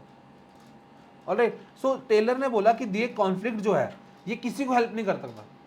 कॉन्फ्लिक्ट की वजह से लड़ाई पड़ जाती है तो इंसान काम नहीं करते हैं, तो ये हेल्प नहीं करता, ये ओनर के लिए हेल्पफुल है ना, ये वर्कर के लिए ना ये मैनेजर के लिए। उसने बोला there should be complete harmony between management and workers, both should realise कि हम दोनों को एक दूसरे की जरूरत है भैया, वो should realise they need each other. Alright, so to achieve this Taylor called for complete mental revolution. ये एक टेक्निक भी है। मेंटल रेवोल्यूशन क्या बोलता है कि हाँ भैया मैनेजमेंट और वर्कर्स को ना ऐसा ट्रेन किया जाए, उनको ट्रांसफॉर्म किया जाए उनकी थिंकिंग को, यार कि तुम लोग उनको फ़ायदा दो, वो तुम्हें फ़ायदा देंगे। 2 वे प्रोसेस है। मैनेजर अगर वर्कर का ख्याल रखेगा ना तो वर्कर मैनेजर का ख्याल रखेगा, ऐसा चलता है। कि अगर देखो ना मैनेजर बोलता है कि भैया, मैनेजर इज सेइंग कि तुम मेरे को 100 यूनिट प्रोड्यूस करके दो, वो समझता है सिचुएशन कि हाँ भैया इनको लाइट की प्रॉब्लम है तो 80 ही हो पाएंगे, वो सिचुएशन को समझ पा रहा है, वो देख रहा है कि हाँ इनको प्रॉब्लम है, उसको थोड़ी दर्द भी है, वो फादरली फिगर अप्लाई कर रहा है, वो थोड़ा सा समझदारी से डेमोक्रेटिक सिस्टम में रहता है, सबकी हेल्प करता है, सबके डिसीजन सुनता है। वर्कर बड़े बोलेंगे यार बहुत अच्छा मैनेजर है। जब मैनेजर अच्छा होगा वर्कर अच्छा काम करेंगे, वर्कर अच्छा काम करे मैनेजर को फायदा, ओनर बोलेगा यार तूने मेरा काम कर दिया। इसकी बात की हार्मनी होना चाहिए। Management should share the gains of company with workers, at the same time worker should work hard and be willing to embrace change for the good of the company. ये सारी बात उन्होंने कर दी। Alright, according to Taylor scientific management की जो foundation है वो फर्म ही रखती है कि हाँ भैया प्रॉस्पेरिटी ऑफ, जो प्रॉस्पेरिटी है एम्प्लॉयर की, एम्प्लॉयर कौन है, मतलब कि जो ओनर है उसकी जो खुशी तभी है जब उसके लोगों की खुशी है, और लोगों की खुशी तभी है जब मैनेजर की खुशी है। अगर मैनेजर खुश होगा, बोनस देगा, तो वर्कर भी खुश होगा और वो भी अच्छे से काम करेगा। इसका एग्जाम्पल है जापान। जो जापानीज कंपनी है हमारा, जापान जो है ना, वहाँ पर वो फॉलो करते हैं पैटर्नलिस्टिक सिस्टम है जिसको हम डेमोक्रेटिक सिस्टम बोलते हैं। वो अपने एम्प्लॉयज़ को ना बहुत ज़्यादा ओपन नेटवर्क देते हैं, सब मिल बांट के काम करते हैं, वो लोग बड़ा खुशी खुशी से काम करते हैं, बहुत अच्छे से मिल बांट के काम करते हैं, हार्मनी रहती है। अगर उधर वहाँ पर कोई वर्कर बोलते हैं ना कि यार हमारी मांग पूरी नहीं की जा रही, वो स्ट्राइक पे चल जाते हैं, और उधर वो स्ट्राइक नहीं है कि काम बंद कर देते हैं।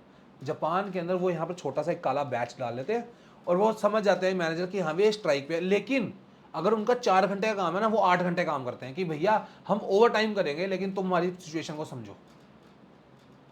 यहाँ पर क्या होता है, हड़ताल होगी ना, घर पे बैठे होते हैं ऐसे करके, सो गए हम लोग, ऐसे यहाँ पर हालात है। तो ये चीज़ नहीं करनी है। ऑलराइट, फिर आती है बात कोऑपरेशन नॉट इंडिविजुअलिज्म। अब ये जो है ना, ये हार्मनी नॉट डिस्कॉर्ड का ही आगे बताया हुआ है कि देखो सब मिलके तो रह रहे हैं, अब कोऑपरेशन भी उनके बीच होनी चाहिए, मतलब कि टीम वर्क से लोग काम करें, एक अपनी टीम समझे। It says there should be complete cooperation between labour and management.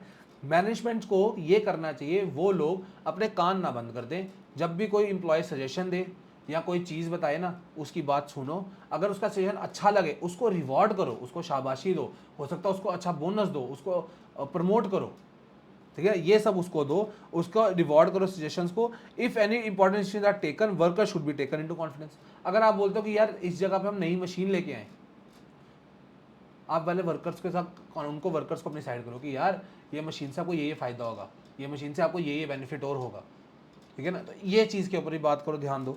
Worker should desist from going on strike, मतलब कि वो स्ट्राइक वगैरह पे ना जाए और अनरीजनेबल डिमांड्स ना करे। According to Taylor there should be equal division of work and responsibility, कि सबको इतना ही काम दो। अगर एक मैनेजर को मैंने 4 टास्क दिया ना, दूसरे को कि मैं 4 ही दूँ, उसको भी 4 ही दूँ। ये नहीं ना एक को मैंने 15 दिए, एक को मैंने 2 ही टास्क दिए, उसके वो बैठा हुआ, ऐसा नहीं होना चाहिए। The management should work almost side by side with the workers, helping, encouraging and smoothening the work for them. ये नहीं है कि मैंने ऑर्डर दिया और मैं बैठ गया, मैंने सबकी हेल्प करनी है भैया, मैं उनके साथ खड़ा रहूँ कि जब जब उनको जरूरत लगे मैं बार बार जाऊँ, वो चीज़ होनी चाहिए। और लास्ट प्रिंसिपल है development of each and every person to his और her greatest efficiency and prosperity. मतलब कि उनकी ओवरऑल डेवलपमेंट में बात की गई है। ये नहीं है कि भैया आप अकेले आगे बढ़ते रहो बाकियों को छोड़ दो, सबको मिल के ले आके इकट्ठे लेके चलो अपने साथ साथ। अगर ऑर्गेनाइजेशन प्रॉफिट कमाती है, आप अपना प्रॉफिट उनको भी शेयर करो, थोड़ा थोड़ा बोनस दो उनको, क्योंकि उनकी वजह से ही वो प्रॉफिट अचीव होने में हेल्प हुआ है, ठीक है ना। उनकी ओवरऑल डेवलपमेंट करने में हेल्प करो। ये नहीं है कि भाई काम किया सैलरी देते रहे, उनकी मोटिवेशन दो, उनको नया डेवलपमेंट करने का, नई एजुकेशन दो, उनको नई ट्रेनिंग दो, ओवरऑल डेवलपमेंट करो भाई, उनका दिमाग खोलो, वो चीज़ भी होनी चाहिए, उनको ट्रेनिंग दो। तो ये जो चीज़ है ये आप लोग सिलेक्शन से कर सकते हो, from the process of selection. आप जैसे कि फॉर एग्जांपल मैंने एक पोस्ट निकाली है, एक नया एडिटर चाहिए मेरे को, ठीक है। अब मैं उस समय ऐसा एडिटर लाऊं जिसको एक्सपीरियंस है ना, तो मेरे को फ़ायदा है। मैं एक न्यू कमर को चांस देता हूँ, बेशक मैं चांस दे दिया उसको, लेकिन उसको बहुत चीज़ें नहीं आती हैं, वो बहुत प्रॉब्लमेटिक चीज़ है। इससे अच्छा मैं एक अच्छे एक्सपीरियंस वाले इंसान को लेता हूँ, अच्छे से एडिटिंग करके देगा मेरे को, टाइम टू टाइम काम करके देगा मेरे को। Each person should be scientifically selected, the work assigned should be suit his physical, mental and intellectual capabilities. For example किसी फिजिक्स के टीचर को मैं बोल दूँ अकाउंट्स पढ़ा दो, वो बोलेगा मेरे से नहीं पढ़ाया जाएगा, मैंने पढ़ाई मेरे को आती है, मैंने पढ़ी नहीं है कभी भी। तो बेटर यही है, मेरे को कोई बोले फिजिक्स पढ़ा, मैं हाथ नहीं डालूंगा फिजिक्स, क्योंकि मुझे फिजिक्स नहीं समझ आएगी। मैंने फिजिक्स अगर मैं 6-7 वाली थोड़ी पढ़ा सकूंगा, लेकिन 10th कोई बोले कोई 11th वाली पढ़ाओ, 12th वाली नहीं समझ आएगी, क्योंकि पढ़ी ही नहीं है कभी भैया। वैसे वो चीज़ की है। Efficient employees would produce more and earn more which ensures greatest prosperity for both company and workers. कि अब उनको ट्रेनिंग दोगे, ओवरऑल डेवलपमेंट करोगे, तो वो एफिशिएंट होंगे, जितने वो एफिशिएंट होंगे उतना कम वेस्टफुल एक्टिविटीज़ करेंगे, उतनी कम वेस्टफुल एक्टिविटीज़ करेंगे उतना ही फ़ायदा मुझको पहुँचेगा। यही बात करते हैं 4 प्रिंसिपल्स इनके। ये चारों principles very important for exam point of view, इसको मार्क कर लो भैया, अभी बता रहा हूँ, वेरी वेरी इंपॉर्टेंट है ये, VVVVVIP, very very very very important है। ऑलराइट, अब हम आ जाएंगे टेक्निक्स। देखो ये टेक्निक्स भी अभी हम कवर करके जाएंगे, अगली वीडियो में सिर्फ फ्यूल पढ़ना है हमने, इसमें हम लोग सिर्फ टेक्निक्स पढ़ेंगे। अभी 5 टेक्निक्स हम बहुत ईजी हैं, बहुत ईजी वे में आपको समझाऊंगा मैं। सो पहली टेक्निक क्या है, 5 टेक्निक्स में से पहली है फंक्शनल फोरमैनशिप, दूसरी है standardisation and simplification of work, तीसरी है वर्क स्टडी जिसके अंदर हम लोग को 4 स्टडीज करनी है, ठीक है, मेथड, मोशन, टाइम और फैटिक स्टडी।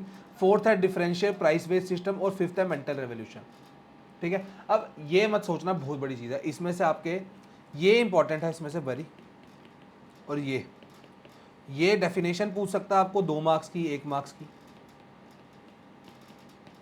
ये जो है ये आपका 3 नंबर के क्वेश्चन में बनता है, फंक्शनल फोरमैनशिप और ये वर्क स्टडी, तो स्किप नहीं कर सकते हम लोग। तो फंक्शनल फोरमैनशिप क्या है, 4 प्रिंसिपल्स बता दिए उन्होंने, अब उसके बाद टेक्निक्स है कि भैया आप इनको कैसे अचीव कर सकते हो, गोल्स को क्या क्या अपना सकते हो। और इनका जो फोकस है सिर्फ फैक्ट्री बेस के ऊपर है, ये याद रखना हमारा, फैक्ट्री सेटअप पे फोकस है भैया, क्योंकि ये आईआर के टाइम, इंडस्ट्रियल रेवोल्यूशन के टाइम पे तो फैक्ट्री के ऊपर इनका मेन फोकस है।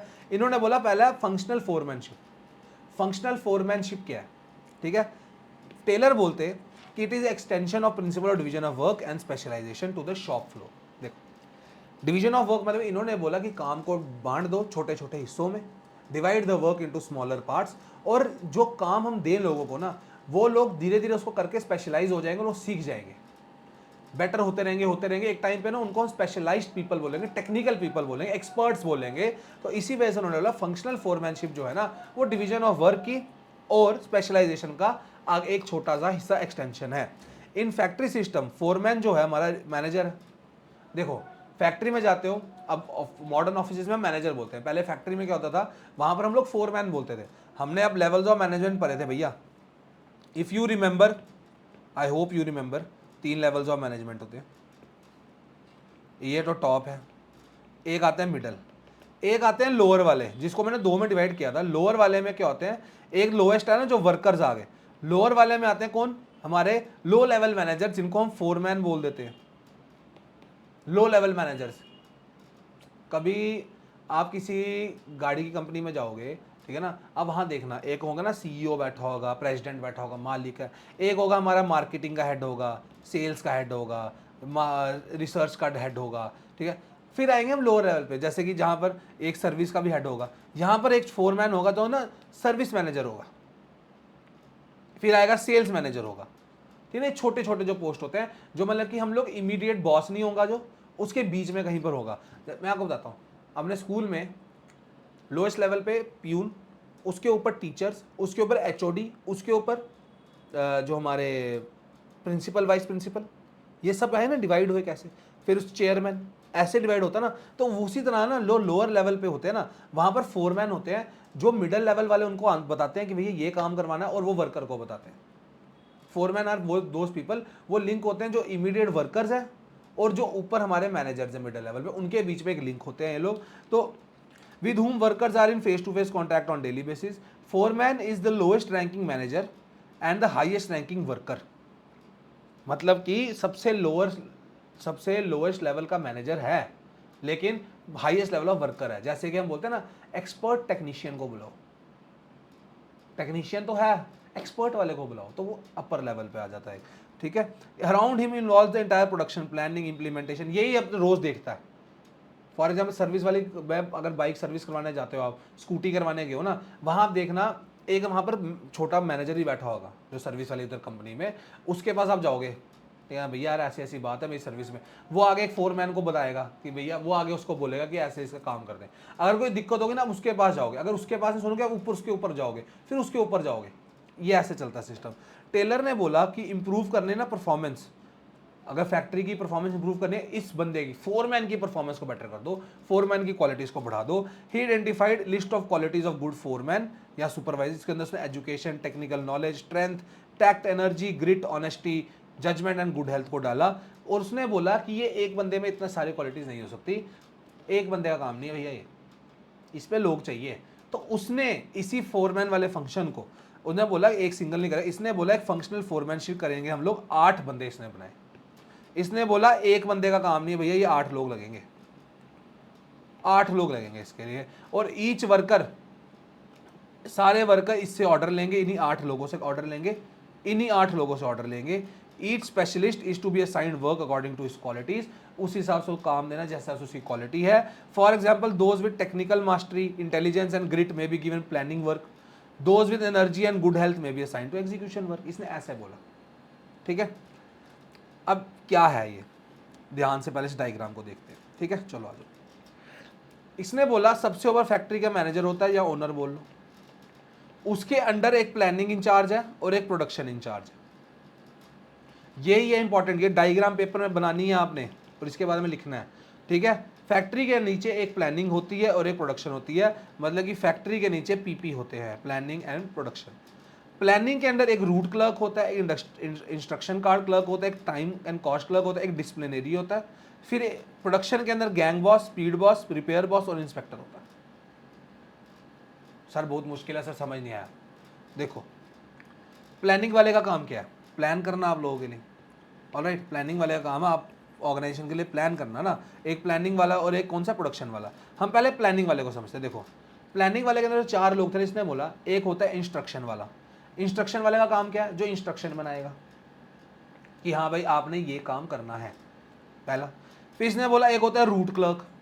रूट वाला बोलता है, स्पेसिफाई करता है रूट कि आपने ये ऐसे ऐसे करना है, पहले ये 1 स्टेप, ये 2 स्टेप, ये 3 स्टेप, ये 4 स्टेप, ठीक है, रूट बता दिया। तीसरा इसने बोला एक टाइम और कॉस्ट वाला होता है, जो हमारा टाइम और कॉस्ट शीट बना के देगा कि भैया ये काम इतनी देर में खत्म होना चाहिए, इतने पैसों में खत्म होना चाहिए, टाइम एंड कॉस्ट। और लास्ट इसने बोला डिसिप्लिन वाला होना चाहिए, जो डिसिप्लिन मेंटेन रखेगा। ये किसके अंदर होंगे, हमारे प्लानिंग के अंदर। प्लानिंग के अंदर ये 4 लोग ऐसे याद करेंगे, इसको मैं बताऊंगा तरीका कैसे याद करते हैं। दूसरा इसने बोला प्रोडक्शन इंचार्ज। प्रोडक्शन वाले के अंदर भी 4 लोग होंगे, एक होगा स्पीड बॉस। स्पीड बॉस का क्या काम होगा, जो जल्दी से जल्दी टाइम पे काम खत्म करवाए, स्पीड बॉस, टाइम पे काम खत्म होना चाहिए। दूसरा इसने बोला गैंग बॉस। गैंग बॉस का क्या काम है, टाइमली एक्यूरेट सारी जा इन्फॉर्मेशन आप पहुंचा दे, गैंग का बॉस है वो, ठीक है ना, सारी इन्फॉर्मेशन टाइमली पहुंचाए वो हमारा, और सारे मशीन टूल्स को ना ध्यान में रखे। गैंग बॉस का क्या काम है, देखो स्पीड बॉस क्या करेगा, टाइमली सारा काम हो जाए, कंप्लीट हो जाए सारा काम। गैंग बॉस क्या करेगा, गैंग बॉस बोलेगा सारी मशीन वगैरह रेडी रख लो, अभी सारा काम शुरू हो जाएगा। तीसरा होगा रिपेयर बॉस, अगर कोई मशीन खराब हो जाए तो रिपेयर कर लो। और चौथा होगा इंस्पेक्टर साहब। इंस्पेक्टर साहब क्या करेंगे, क्वालिटी चेक करेंगे। इंस्पेक्टर साहब क्वालिटी चेक करेंगे। ये 4 इसके अंदर लोग आएंगे, ठीक है। अब इसको याद करने का तरीका मैं बताता हूँ, देखो क्या। सबसे ऊपर फैक्ट्री मैनेजर है, देखो इसको अभी नोट्स पे बना लो, बहुत इजी है। सबसे ऊपर फैक्ट्री मैनेजर आ गया, प्लानिंग वाला आ गया, प्रोडक्शन वाला आ गया। प्रोडक्शन में 4 बॉस हैं, speed, gang, repair, inspector. SGRI कैसे याद बनाऊंगा कुछ, इसका बना लो आप सरजी। सरजी very easy to remember. Speed आ गया, इंस्पेक्टर आ गया, रिपेयर आ गया, गैंग आ गया, ठीक है। इसके अंदर कौन कौन है, इंस्ट्रक्शन वाला एक आया, एक डिसिप्लिन वाला आया, एक रूट वाला आया, और एक टाइम वाला आया, टाइम और कॉस्ट वाला, है ना। हम बना लेंगे इधर RTC, इधर TC, IDR, इधर TC। Very easy to remember यार, यही चीज़ें हैं, ठीक है। फिर पहला हो गया। दूसरी टेक्निक इसने बोली स्टैंडर्डाइजेशन और सिंप्लीफिकेशन ऑफ वर्क। अब देखो स्टैंडर्डाइजेशन क्या होता है, हम स्टैंडर्ड सेट कर लेते हैं काम करने के लिए, उन स्टैंडर्ड को सेट कर लेते हैं हम लोग, ताकि इसी तरह हम काम करते रहें और हमारे गोल्स अचीव होते रहे। Standardisation refer to process of setting standards for every business activity, that is process, raw material, time, product, machinery, method, working conditions. The standards are benchmarks. कि भाई मैं कभी कभी बोलता हूँ ना, अरे आप बार बार अपने क्लास के अंदर ना आप देखते हैं 40 में से ना, अब हर बार देखते हो क्लास टेस्ट में आपके 20 में से 18, 17, 20 में से 18, 17 चलते रहते हैं। आपने ना एक स्टैंडर्ड सेट कर लिया। अगर आपके एक दिन होता गया 20 में से आपके आते हैं 9 मार्क्स, 10 मार्क्स, टीचर आपको क्या बोलेगा, यार आपसे एक्सपेक्टेड नहीं था बच्चे, आप तो इंटेलिजेंट बच्चे हो, आपका, क्योंकि टीचर ने एक स्टैंडर्ड सेट कर लिया कि ये लड़के के 18-17 नंबर आते हैं, पढ़ने में अच्छा है, और एक तो स्टैंडर्ड सेट हो गया। तो स्टैंडर्डाइजेशन भी ऑर्गेनाइजेशन में होती है। तो इसके स्टैंडर्डाइजेशन का फायदा क्या होता है कि प्रोडक्ट की ना टाइप, साइज, करेक्टरिस्टिक्स बना लो, इंटरचेंजेबल एबिलिटी बता दो कि हाँ पार्ट्स और प्रोडक्ट कैसे चेंज कर सकते हो आप, ठीक है। एक्सीलेंस और क्वालिटी मटेरियल्स की मेंटेन रखने के लिए बात करता है। फिर परफॉर्मेंस कि हाँ भाई क्या आपसे एक्सपेक्ट किया जाता है, आप इतना काम करो, मशीन कैसे परफॉर्म करे हमारी, वो सब स्टैंडर्डाइजेशन ये बोलता है। लेकिन सिंप्लीफिकेशन क्या बोलता है, सिंप्लीफिकेशन बोलता है जो फालतू की एक्टिविटीज है उसको बंद कर दो, जो फालतू की आपने इतनी ज़्यादा काम खोले हो ना उसको बंद कर दो, सिंपल वे में काम करो, ताकि आपका काम वेस्टफुल एक्टिविटीज़ में ना जाए और पैसे आपके बच जाएं और काम भी परफेक्ट तरीके से हो। ऑलराइट, एलिमिनेटिंग सुपरफ्लूअस या unnecessary variety, size, dimensions of product. और वाइल स्टैंडर्ड, देखो सिंप्लीफिकेशन सबको हटा रहा है, स्टैंडर्डाइजेशन बोलता है नई वैरायटी बनाओ। दोनों एक दूसरे को क्या कर रहे हैं, स्टैंडर्ड बोलता है कि नई वैरायटी बनाओ, सिंप्लीफाई बोलता है कि जो गंदी वैरायटी है ना, जिनका कोई काम नहीं, उनको बंद कर दो, ठीक है। It saves cost, labour, machine, कि हाँ भैया कॉस्ट बचाती है मशीन की, टूल की, लेबर की। Reduce inventories, fuller utilisation of equipment and increasing turnover, ये सब हेल्प करता है। तीसरा है वर्क स्टडी, जिसके अंदर हमने पढ़ने 4 मेथड। सबसे पहला मेथड है मेथड स्टडी, ठीक है। मेथड स्टडी क्या होता है, it is a systematic recording and critical examination of existing and proposed ways of doing work, कि हाँ ये काम ये पढ़ लिख रहा है, as a means of developing and applying easier and more effective methods. ये बोलता है कि भैया जो आपके पुराने मेथड चल रहे हैं उनको पहले स्टडी कर लेते हैं हम लोग, हम देखते हैं कि इस मेथड के अंदर ये प्रॉब्लम्स आती हैं, इस मेथड को हम और बेटर करने के लिए और अच्छा इंप्रूव करने के लिए हम उसमें और काम करते हैं जब तक वो और एफिशिएंट और हमारी कॉस्ट और ना बचा पाए। और मेथड इंप्रूव करो, अच्छा और मेथड अच्छा बताओ, और अच्छा मेथड बताओ। ये सब उसकी बात करता है कि हाँ भाई best way of doing job is to minimise the cost of production and maximise the quality and satisfaction of the customer. There are various methods of doing the job, कि हाँ भाई रॉ मटेरियल ढूंढने के लिए सही जगह से कौन सा बंदा सप्लायर हो सकता है, कौन सी मशीन कहाँ से लेनी चाहिए, इन सब का अपना अपना बेस्ट वे है, कोई ना कोई तो तरीका तो होगा ना। टेलर ने बोला असेंबली लाइन बना लो भैया। असेंबली लाइन क्या है? गाड़ी की कंपनी के अंदर आप क्या देखते हो, एक प्रॉपर असेंबली लाइन होती है। फोर्ड कंपनी ने इससे बहुत फ़ायदा उठाया। फोर्ड कौन सी, जो एंडेवर बनाती है, ठीक है। फोर्ड कंपनी ने क्या फ़ायदा उठाया इसे देखो। फोर्ड कंपनी ने असेंबली लाइन मेथड को अपनाया मेथड स्टडी के अंदर। इसने बोला कार को डिज़ाइन करना है, असेंबली लाइन प्रोडक्शन के लिए एक ऑपरेशन सीक्वेंस होते हैं कि एक step by step procedure follow करो, प्लेस फॉर मैन मशीन और रॉ मटेरियल रखो, कि लोग कहाँ रहेंगे कैसे रहेंगे, और ये सारे के सारे जो चीज़ें हैं ना वो मेथड स्टडी के अंदर फॉलो करेंगे। जहाँ से गाड़ी का रॉ मटेरियल लाने से लेकर गाड़ी को बनाने तक ना, जितने भी आपने मेथड फॉलो किए वो सब मेथड स्टडी बता के देता है आपको। That is all under method study. फिर बताता है मोशन स्टडी। मोशन स्टडी क्या हो गया? फॉर एग्जाम्पल आपके घर में एक लेबर वाला आता है, ठीक है, आपके घर में 10 सीढ़ियाँ, पहले वो सीढ़ियाँ चढ़ता है, सीढ़ियाँ चढ़ने के बाद ऊपर जाके वहाँ से वो सामान उठाता है, झुकता है, बैठता है, खड़े होता है, फिर लेके आता है, फिर नीचे चलता है आराम आराम से, फिर नीचे उतरता है। वो मोशन मतलब A to Z मोशन जितने प्रोडक्शन के अंदर है ना, वो सबकी बात करता है मोशन स्टडी। कि हाँ इसने बोला हम अपने सारी की सारी मूवमेंट्स, जो बैठने का है, जहाँ सामान रखने का है, कैसे लोग कितनी देर कहाँ बैठते हैं, वो सारे मोशंस जो है ना वो स्टडी करो। उसमें से सारे के सारे वेस्टफुल मोशंस जो है, जो वेस्टेज है, जो हमको नहीं अननेसेसरी लगते हैं हमको, उसको हटा दो। जैसे हाथ गाड़ी में आपने समझ लो ईंट वगैरह फेंकनी है ना, आपने ईंट वगैरह रखनी है, आप ये कर सकते हो, आप ये कर सकते हो, या भैया 2 ही हाथ में 2 ईंटें उठाई चले गए, ऐसे कर लिए तो 6 ईंटें उठा ली, ज़्यादा 10 उठा ली ईंटें आपने, 10 ले गए। सिर पे आपने 20 ईंटें उठा ली। उसने बोला यार इतना तुम कर रहे हो, इससे अच्छा क्या एक काट लो, उसके अंदर 40 ईंटें रख लो, वो इकट्ठे 2 बंदे लेके चल जाओ, वहाँ पर 2 बंदे उतार देंगे, टाइम बचेगा। फालतू के तरह जो मोशन है, झुक के ईंटें उठा रहे हो, ये कर रहे हो, इनको क्यों उठा रहे हो, इतनी मेहनत क्यों कर रहे हो, जब तुम इजी वे में कर सकते हो। इसने ये बोला कि मोशन हटा दो। इसके ऊपर unnecessary movements are eliminated to reduce time taken to complete the job efficiently. Taylor was able to reduce motions in bricklaying from 18 to 5। पहले वो देखता था ब्रिक लेयरिंग में 18 मोशंस लगते थे, ये करो वो करो, उसने उसको 5 में लेके आया, उसकी वजह से 4 टाइम प्रोडक्शन बढ़ गई। Alright, on close examination of body motion क्या क्या पता चलता है? Motion which are productive, which are incidental, या विच आर अनप्रोडक्टिव। इंसिडेंटल मतलब कि जैसे कि आप शॉपिंग मॉल जाते हो, बार बार जो मोशन करते हो उसके ऊपर। Taylor use stop watches and various symbols to identify different motions. Taylor design suitable equipment and tools to educate workers on their use. इसने बोला कि मोशन हटाओ, उसकी थोड़ी मशीनें ले आओ, वहाँ पर लगा लो, उसकी वजह से आपके मोशन बचेंगे और जल्दी जल्दी काम ज़्यादा होगा, अच्छा होगा, ठीक है।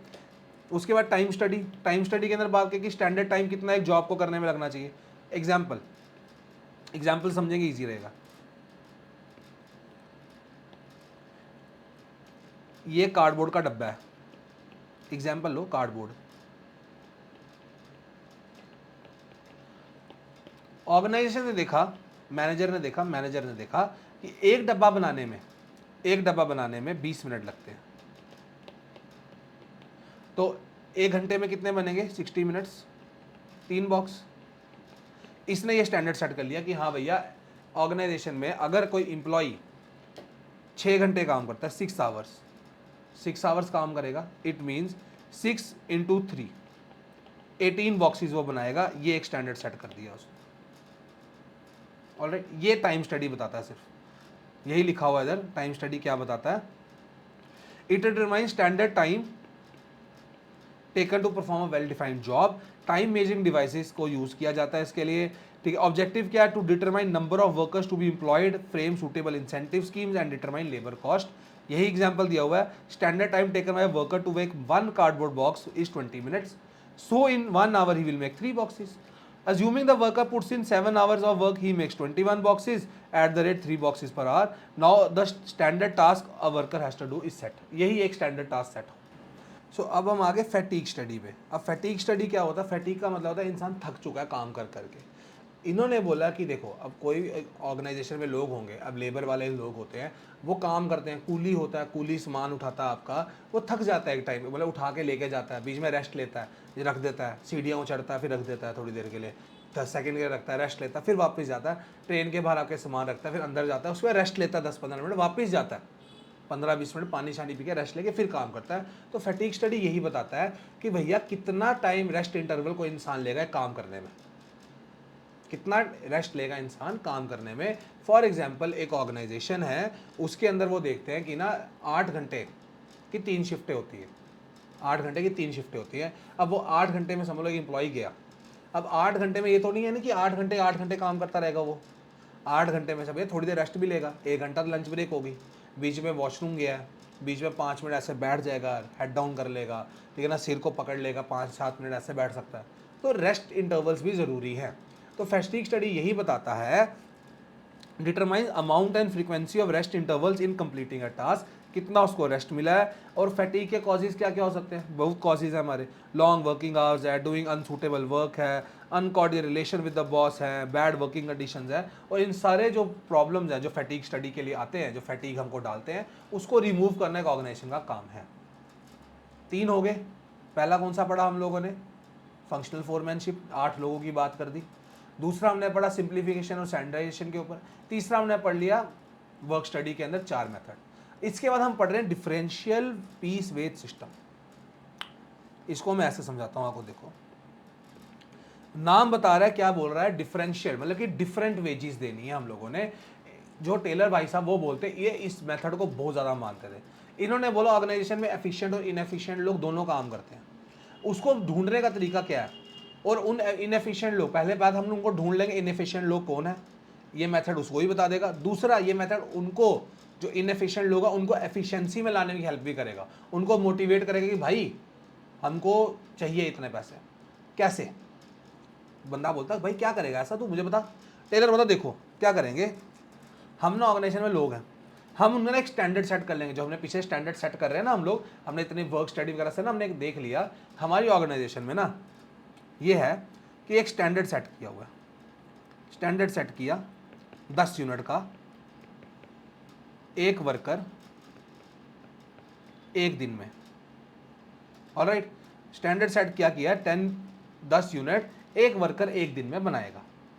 ऑलराइट, जो बंदा 10 यूनिट्स या उससे ज़्यादा बनाता है उसको हम लोग 50 रुपये पर यूनिट देंगे सैलरी वेज.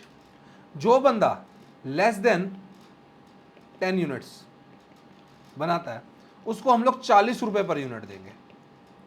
बोलता अच्छा ठीक है. फिर अब क्या होगा? अब फॉर एग्जाम्पल एक बंदे ने 12 यूनिट बनाए, उसको कितने पैसे मिलने चाहिए? 50 रुपये के हिसाब से 600 रुपये. उसी ऑर्गेनाइजेशन के अंदर दूसरे बंदे ने 8 यूनिट बनाए, उसको 40 रुपये के हिसाब से पैसे मिलेंगे, उसने 10 से कम मिलाए, उसको कितने पैसे मिलेंगे? 8 4 जा 32, 320 रुपये. बोलेगा अब कहेगा यार इन दोनों के बीच में डिफरेंस देख, एक ही ऑर्गेनाइजेशन पे दोनों एक ही काम करते हैं लेकिन उनकी वेज का जो डिफरेंस है वो 280 रुपीज का आया. ये 280 रुपये दे के वो बंदा बोलेगा कि यार मैंने भी तो काम किया, इसने भी काम किया, इसको मेरे से ज़्यादा पैसे कैसे मिले? वो बोलेगा भैया तूने यूनिट क्यों कम बनाए, तू भी काम करता है एफिशिएंटली. यही डिफरेंशियल वेज सिस्टम है. इसको दे के ये 320 वाला मोटिवेट होगा और वो बोलेगा कि मैं भी ज़्यादा से ज़्यादा यूनिट बनाऊँ. अगर वो ज़्यादा यूनिट बनाएगा उसको ज़्यादा पैसे मिलेंगे, ऑर्गेनाइजेशन को ज़्यादा फायदा होगा. ऑर्गेनाइजेशन कैसे? उसको ज़्यादा यूनिट मिले ना प्रोड्यूस करके. ये देखो यही डायग्राम बता रहा है. इसको कितने पैसे मिले? 320 रुपये.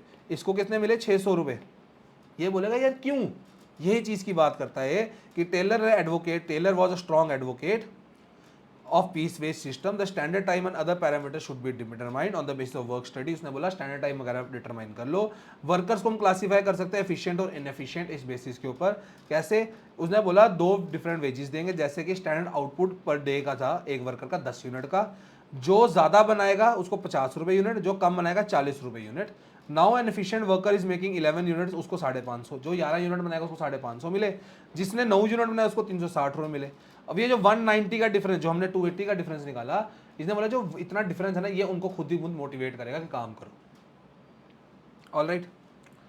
और लास्ट में बात की इन्होंने मेंटल रेवोल्यूशन की, जो लास्ट इनका जो टेक्निक है वो मेंटल रेवोल्यूशन। मेंटल रेवोल्यूशन में इन्होंने बोला, मैं आपको पहले बता चुका हूँ मेंटल रेवोल्यूशन क्या है। Scientific management aims at revolutionising the minds of both the workers and the management in such a way that the workers start feeling that the enterprise is their own and they put their heart and soul in their work assigned, कि वो लोग अच्छे से काम करेंगे।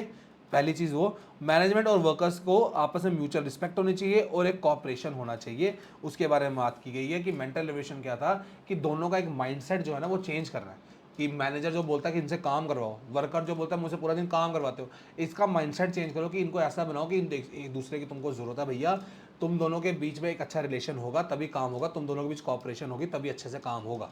क्योंकि अगर employ अच्छे से काम करेगा तभी ऑर्गेनाइजेशन को ज़्यादा पैसा मिल सकता है, ज़्यादा यूनिट मिलेंगे, ज़्यादा यूनिट मिलेंगे तो ज़्यादा वो बेचेंगे, ज़्यादा बेचेंगे तभी तो उनको मिलेगा सामान।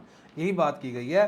Board should aim to increase the size of surplus, management should share a part of surplus with workers, workers should also contribute their might so that the company makes profit in the long run. Only workers well-being will ensure prosperity of the business. Alright, ये था। अब ये modern techniques जो है हम वो अगले part में करेंगे। इस पार्ट में तो हम लोगों ने साइंटिफिक मैनेजमेंट पूरा पढ़ लिया। हम लोगों ने इसमें क्या क्या पढ़ा एक बार देख लेते हैं, वापस थोड़ा सा रिकैप कर लेते हैं।